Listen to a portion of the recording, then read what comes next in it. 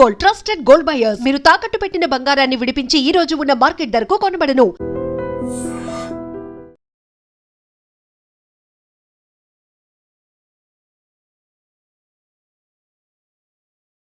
నమస్తే, welcome to iDream social spotlight with Kavitha. Cockroach Janata పార్టీతో మూడో దఫా చర్చలు కేంద్ర ప్రభుత్వం జరపడానికి ఇప్పుడు రెడీ అవుతోంది. కాకుండా ఒక న్యూట్రల్ వేదిక కావాలి అనేటువంటి మాట సీజేపీ చెప్తోంది. బట్ అదే సోనం వాంగ్చుక్ ఎందుకని దీక్ష విరమించారు? సీజేపీ ఇంకా ఎందుకు పట్టుదలతో ఉంది? ఇక్కడ ఏమైనా రెండు దారులు డిఫరెంట్గా కనిపిస్తున్నాయా? సోనం వాంగ్చుక్ గతంలో దేశద్రోహి అంటూ ఆయన్ని జైల్లో వేసినటువంటి అదే కేంద్ర ప్రభుత్వ ప్రతినిధులు ఇప్పుడు ఆయన దీక్ష విరమించడం వెనకాల మతలబేంటి? ఆయన దేశద్రోహి కాకుండా పోయాడా, లేకుంటే సంఘ సేవకుడు సోషల్ యాక్టివిస్ట్ అయ్యాడా? బోల్డ్ అని క్వశ్చన్స్ వస్తున్నాయి. సీజేపీ నెక్స్ట్ ఏం చేయబోతోంది? మనతో పాటుగా ఉన్నారు తమ్మారెడ్డి భరద్వాజ గారు. హలో అండి, నమస్తే. సో కాక్రోచ్ జనతా పార్టీ గురించి మనం కంటిన్యూస్ ఎపిసోడ్స్ చేసుకుంటున్నప్పుడు అది కూడా ఎడతెగకుండా సాగుతూనే ఉంది, కంటిన్యూ అవుతూనే ఉంది. సో థర్డ్ దఫా చర్చలు అనేవి సాగుతాయా? న్యూట్రల్ వేదిక ఉండాలి, లేకపోతే మేం మీ దగ్గరికి రాము అని చెప్పినప్పటికి కూడా ఈగర్గా అయితే వెయిట్ చేస్తోంది. అండ్ కేంద్ర ప్రభుత్వం కూడా స్ట్రిక్ట్ యాక్షన్ తీసుకుంటాము, తొలగించడమే కాదు వాళ్ళని రాజీనామా చేయడం, అరెస్ట్ చేయడం ఇవన్నీ కూడా అవుతున్నాయి అనేది. అంటే ఆల్రెడీ నిన్న జరిగింది కాన్స్టిట్యూషన్ క్లబ్ ఏదో దాంట్లో జరిగింది కదా, న్యూట్రల్ ప్లేస్లకే వెళ్ళారు. నిన్న జరిగింది వేరే చోటే జరిగింది. మొన్న తర్వాత రామన్నారు, న్యూట్రల్ ఏరియా కావాలన్నారు, న్యూట్రల్ ఏరియాలో జరిగింది. ప్రాబ్లం ఇవాళ కూడా అక్కడే జరుగుతుంది అనుకుంటా. ఒకటి ఇంకా ఏంటి, ఇంకా రెండో క్వశ్చన్ ఏంటి? Sonam Wangchuk Cockroach Janata Party first పిలుపునిచ్చి ఇవాళ నేను వస్తున్నాను మీరు రండి జంతర్ మంతర్, కానీ అతను అమెరికా నుంచి పిలుపునిచ్చి విమానం దిగి అక్కడికి వచ్చాడు. సో వచ్చేటప్పటికి ప్రజలు వచ్చారు, అంటే వీళ్ళంతా విద్యార్థులందరూ మద్దతుదారులందరూ వచ్చారు. అలాగే సోనం వాంగ్చుక్ గారు కూడా వచ్చాడు. Sonam Wangchuk is not part of that మొదటి నుంచి కూడా.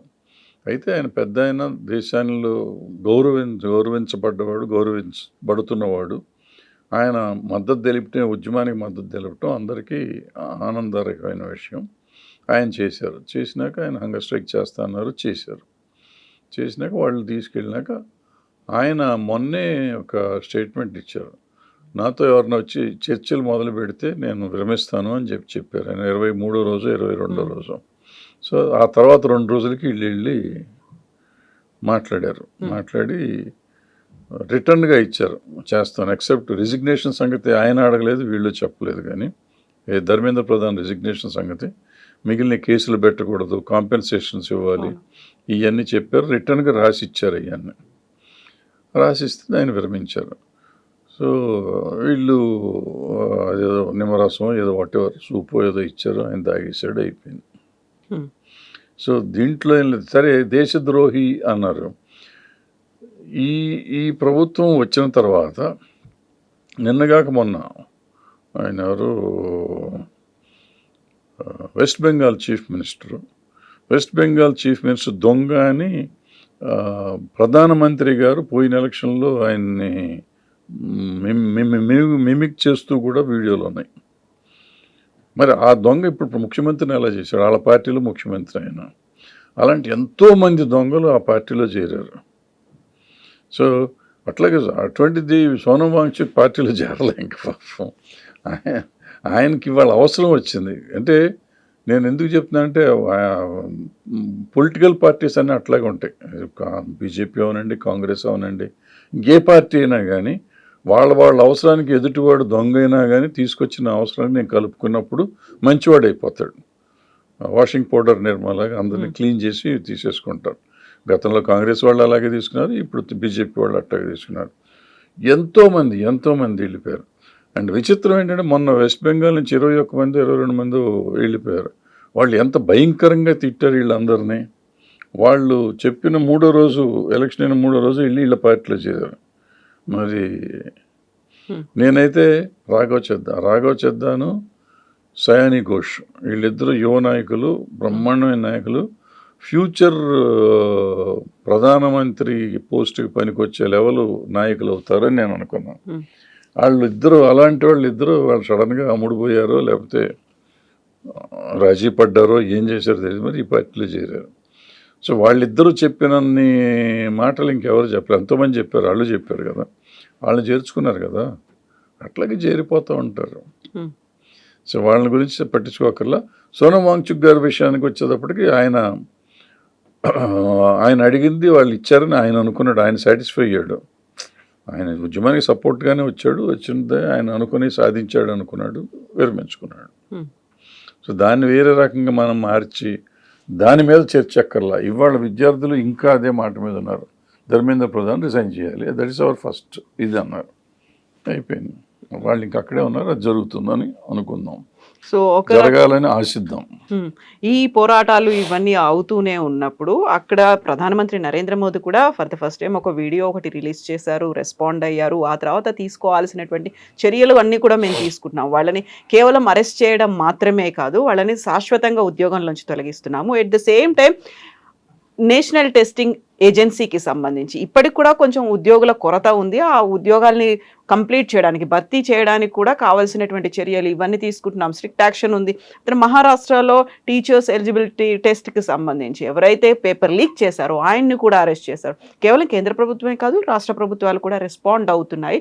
సో పాజిటివ్ అప్రోచ్ అనేది వచ్చింది. So we're going head, looking forward అనేది కేంద్ర ప్రభుత్వం చెప్తోంది.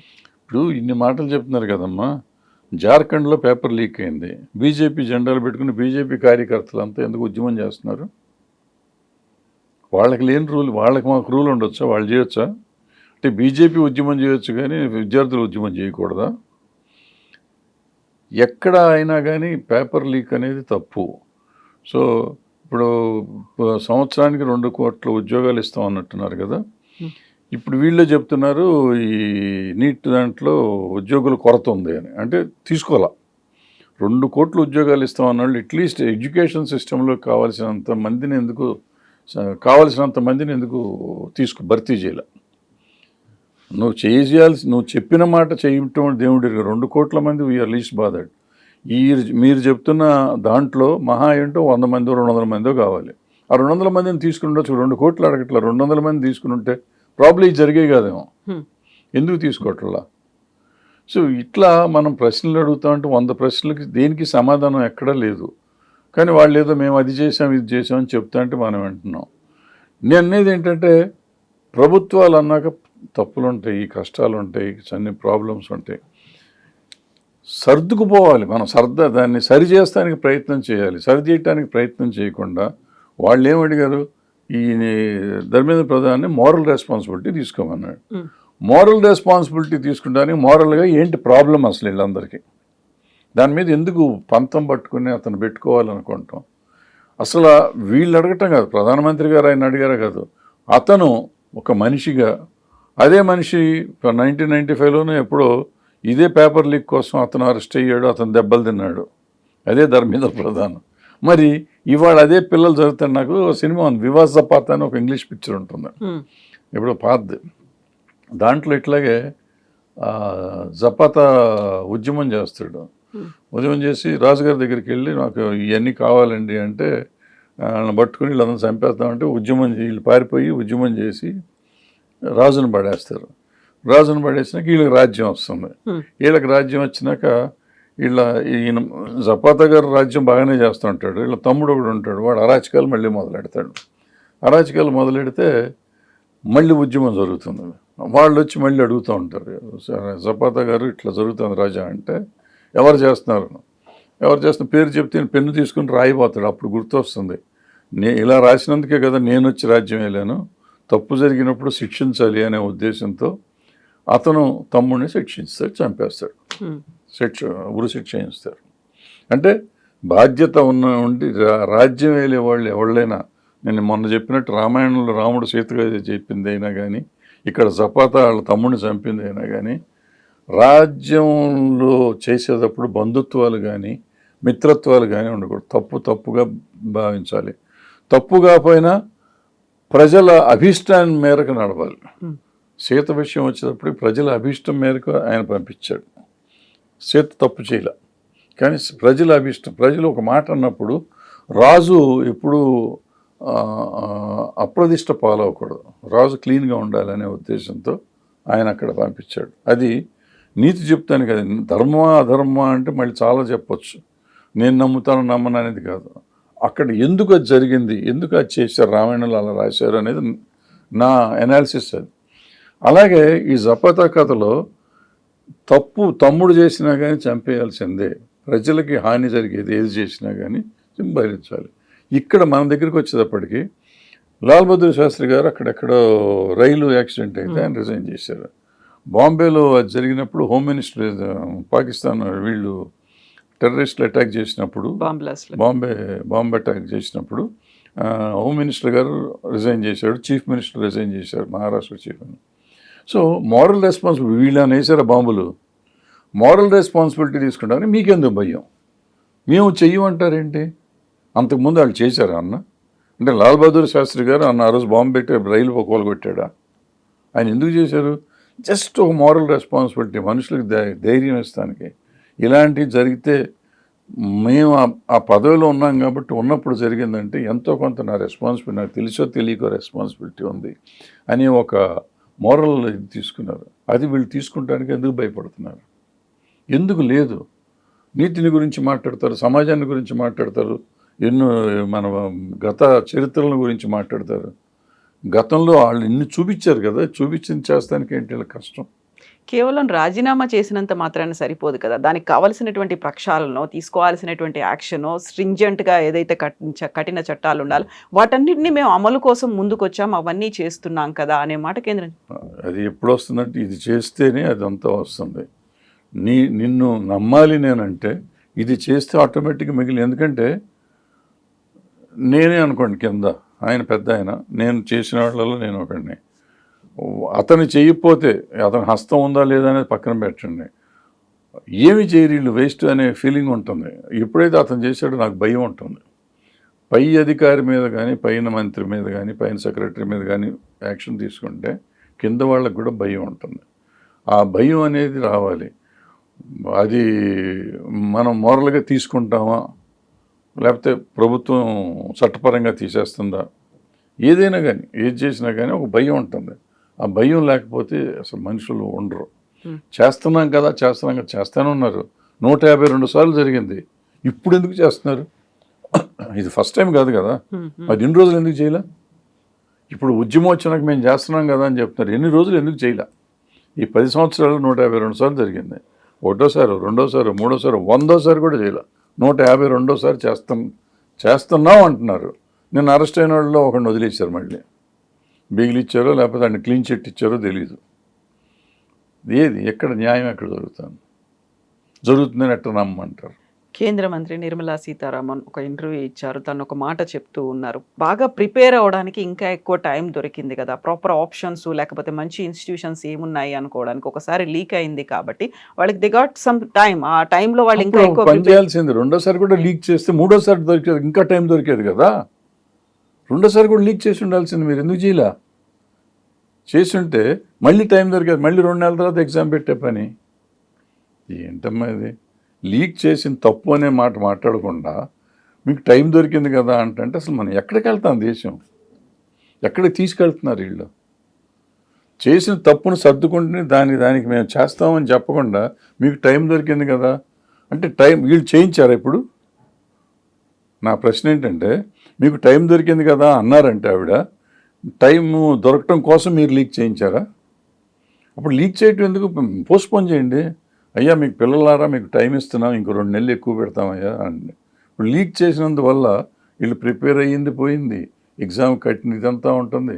Mental torture. 21 మంది పిల్లలు చచ్చిపోయారు. 21 మంది పిల్లలు ప్రాణాలు ఇస్తారు వీళ్ళు. అదే మీరు పోస్ట్పోన్ చేస్తే చచ్చిపోయారు కాదుగా. ఆవిడ చెప్పిన లెక్క ప్రకారం 2 నెలలు ఇంక ఎక్స్ట్రా టైం ఇస్తే, మీరు పోస్ట్పోన్ చేసి టైం ఇచ్చారనుకోండి, పిల్లలు చచ్చిపోయేవారు కదా. చచ్చిపోయిన పిల్లలకి వాళ్ళ తల్లిదండ్రులకి ఆవిడ సమాధానం ఏం చెప్తారు? పోస్ట్పోన్ అయిన మిగిలిన వాళ్ళకి, బతికి ఉన్న వాళ్ళకి ఏదో మీరు చేశానంటున్నారు. ఆ దాంట్లో కూడా చాలా గట్టోలా ఉందని చెప్పి చాలామంది చెప్తున్నారు. అది నాకు పూర్తి వివరాలు నాకు తెలియదు కాబట్టి ఎక్కువ నేను మాట్లాడను. 21 మంది పిల్లల తల్లిదండ్రుల సంగతి ఏం చేస్తారు? 21 మంది పిల్లల భవిష్యత్తు వాళ్ళు అయిపోయారు, ఇంకా భవిష్యత్తు ఉంది.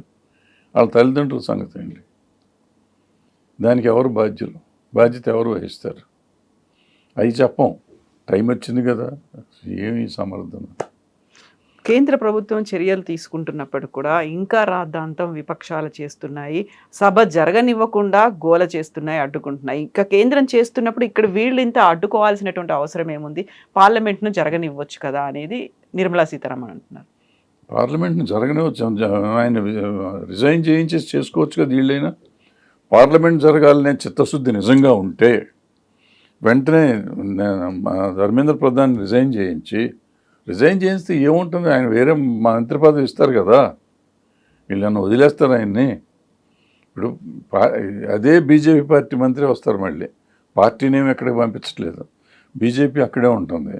వాళ్ళ మనిషి, ఈ మనిషి పోతే ఇంకో మనిషి వస్తాడు, లేదంటే ఈ మనిషి ఇప్పుడు సెక్రటరీలు మార్చారు చూడండి, ఇక్కడి నుంచి ఒకరిని తీసుకొచ్చి అక్కడి నుంచి ఇక్కడ పెట్టినట్టు ఈయన్ని తీసుకెళ్ళి ఇంకో మంత్రి పదవి ఇచ్చి అక్కడ ఇంకో మంత్రిని తెచ్చి ఇక్కడ వేస్తారు. అయిపోయింది కదా, ఇంకా దీనికి ఇంత పెద్ద సమస్య కాదు కదా ఇది. అది చేసి పార్లమెంట్ చేయొచ్చు కదా, వాళ్ళకి చిత్తశుద్ధి లేదు. ఈ అపోజిషన్ వాళ్ళని ఎవరిని నమ్మను నేను, ఎందుకంటే ఎప్పుడు వస్తారు, ఇప్పుడు వెస్ట్ బెంగాల్లో ఎంతమంది చేరారు, అట్లా వీళ్ళందరికీ వెళ్ళి కూడా చేరవచ్చు ఇంట్లో, ఇంక్లూడింగ్ రాహుల్ గాంధీ చేరిన నేను పెద్ద ఆశ్చర్యపోను. సో అది కాదు ఇష్యూ. నీకు చేయాలని ఉంటే నువ్వు మార్చి చేసుకో. Dharmendra Pradhan will be the minister, probably not education minister, some other minister, అంతే కదా. నేను అడిగింది, వీళ్ళు కాంగ్రెస్ పార్టీ వాళ్ళు ఏమడుతున్నారు, ధర్మేంద్ర ప్రధాన్ రిజైన్ చేయించమన్నారు ఎడ్యుకేషన్ మినిస్టర్గా, చేసుకుని వేరే దాంట్లో వేసుకుని ఇక్కడ ఇంకొక మంత్రిని తీసుకొచ్చేయండి, అయిపోయే. నువ్వు పార్లమెంట్ చేసుకో, అప్పుడు వీళ్ళు నోరు మూసుకుని కూర్చుంటారుగా. నువ్వు చేయవు, వాళ్ళు ఎందుకు చేస్తున్నారు, వాళ్ళ మీద పడతారు. సో కేంద్ర ప్రభుత్వానికి ఒక మైలేజ్ అనేది వస్తుంది అనే వాదన కూడా ఉంది. ధర్మేంద్ర ప్రధాన్ ఒక మోరల్ రెస్పాన్సిబిలిటీగా తీసుకుని ఆయనంతటా ఆయనే రిజైన్ చేస్తే, ఒకవేళ అలా చేస్తే కాంగ్రెస్ జనతా పార్టీ క్రెడిట్ అంతా పోతుందా, వీళ్ళు కేంద్రం వెనకబడిపోయింది లేకంటే కేంద్రం తలొగ్గింది అనే మాట ఉంటుందా అనేది, ఈ 2-3 రకాల వెర్షన్స్ అనేవి వినిపిస్తున్నాయి. ప్రజలు ఎన్నుకున్న వాళ్ళు మనుషులు, రాజ్యమే లేదు, ప్రభుత్వాలనే ప్రజలు ఎన్నుకునే డెమోక్రసీలో ప్రజల కోసం తల వంచాల్సి వస్తే వంచి తీరాలి. తల వంచామని సిగ్గుపడాల్సింది ప్రెస్టేజ్ లేదు. మనం ఎన్నుకుంటున్నాం, నేను నిన్ను కూర్చోబెడుతున్నా, మళ్ళీ నాకు కష్టం వచ్చిందని చెప్పినప్పుడు నా కష్టం తీర్చాల్సిన బాధ్యత నీది. నువ్వెవడు నేను కుర్చీలో కూర్చున్నా కష్టం వచ్చిందని చెప్తానికి ఎవడు, నా కష్టం వచ్చినా నిష్ఠూరం వచ్చినా నాకు తెలుసు నేను చేస్తాననే అధికారం కానీ అహంకారం కానీ నీకు ఉండే హక్కు లేదు. నీకు ప్రజలు ఏదడిగితే చేయాల్సిన బాధ్యత ఉంది. ఆ తప్ప ఒప్ప అని తెలుసుకోవాల్సిన అదైతే ఉంది, ఆ తప్పు ఒప్పులు చూసుకోవాల్సిన బాధ్యత నీకు ఉంది. అంతే తప్ప అహంకారంగా నేను చేయను అంటాం అనేది కరెక్ట్ అయిన విషయం కాదు. సో 3rd ఫేజ్లో చర్చలు అనేవి జరిగిన తర్వాత అయినా ఒక సొల్యూషన్ వస్తుందా, లేకపోతే రిజిగ్నేషన్కి యాక్సెప్ట్ చేస్తుందంటారా కేంద్ర ప్రభుత్వం? ఏమో మనకి తెలియని విషయాలు మనకి ఎందుకమ్మా, మనం ఊహించడానికి 3:30కి వాళ్ళ మీటింగ్ అయితే అవుతుంది, లేకపోతే మళ్ళీ ఇంకో రోజు పెడతారు, ఎక్స్టెన్షన్ ఉంటుంది, అలాగే కొనసాగుతుంది, నడుస్తూ ఉంటాయి. ప్రెషర్ అయితే బిల్డ్ అవుతుంది పార్లమెంట్ సమావేశాలు మాత్రం ఉంటుంది, బిల్డప్ అయితే అవుతుంది. పార్లమెంట్లో చర్చిస్తారు, ఏదో ఒక రోజు చర్చిస్తారు. ఎందుకు చర్చించకూడదు? ఇప్పుడు చర్చ మొదలెట్టి ప్రధానమంత్రి గారు దాని మీద ముందు అక్కడే మాట్లాడి ఉండొచ్చు కదా, బయటికి వెళ్ళి మాట్లాడుతాం ఎందుకు, ట్విట్టర్లో మాట్లాడతాం ఎందుకు, వీటిల్లో మాట్లాడతాం ఎందుకు? పార్లమెంట్లో ఆయన కూర్చొని ఆయన ఒక స్టేట్మెంట్ అక్కడ పడేసి చర్చ మొదలెడితే అయిపోయేది. అది దాన్ని లాగుతున్నారు, ప్రతిసారి అలాగే లాగుతున్నారు. అప్పుడు మణిపూర్ అప్పుడు అలాగే ప్రతి ఇష్యూకి అలాగే లాగుతారు. రైతుల ఇష్యూ అప్పుడు అలాగే లాగారు. ఆ ప్రభుత్వం అలాగే బిహేవ్ చేస్తుంది. ఎస్ అండి, thank you so much sir, thank you.